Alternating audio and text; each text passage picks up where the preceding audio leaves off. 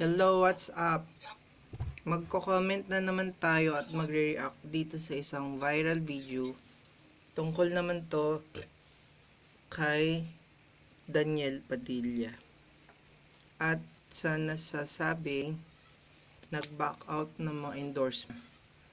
Karma na nga ba sa kanya to? Pakinggan natin.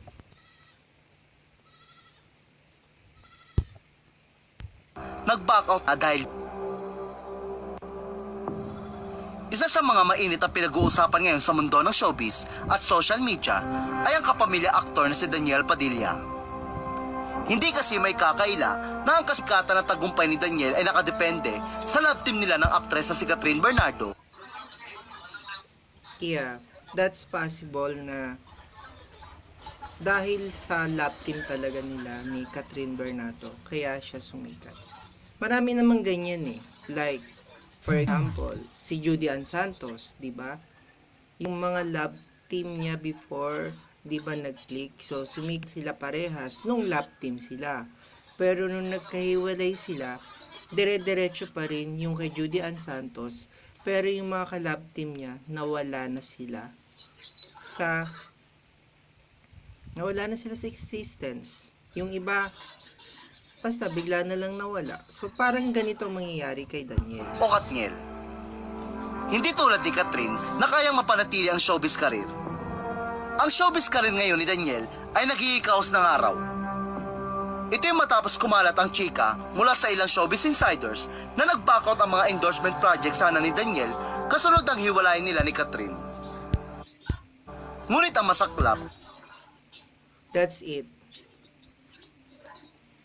Talagang kung ano yung itinanim mo, yun yung aanihin mo. Tingnan mo. Yung kasing hiwalayan ni Katniel is merong bad effect talaga yan.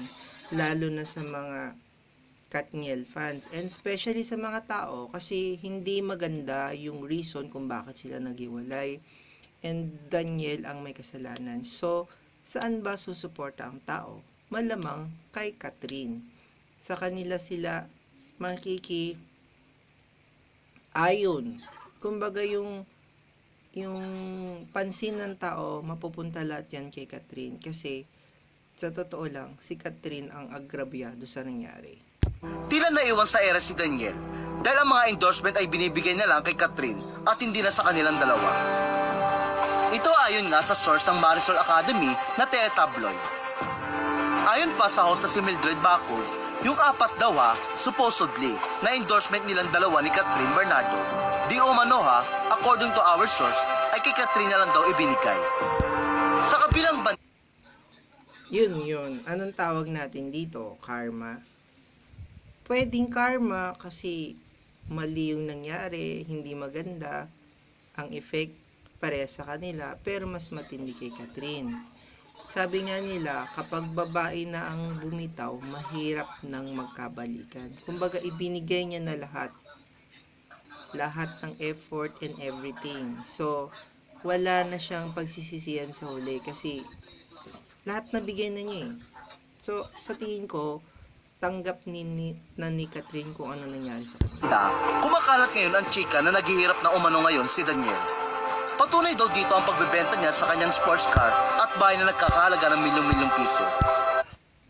Nagbenta lang ng sports car at ng bahay, naghihirap na. Hindi pa pwedeng gusto niya lang. Ay malay natin kung marami siyang bahay. Gusto niya lang magbawas. Gusto niya lang na may hawak siyang pera para kahit papaano kung wala na nga talaga siyang mga endorsement o wala na siyang project, meron siyang gagastusin. Practical lang. So kung mayroon naman siyang ibang kotse, edi ibenta na yung sports car kung hindi naman niya kailangan. Pero hindi naman siguro naghihirap agad. Kailan lang yun eh. Hindi ito imposible dahil sa ngayon, wala pang napapabalitang new project si Daniel para sa taong 2024.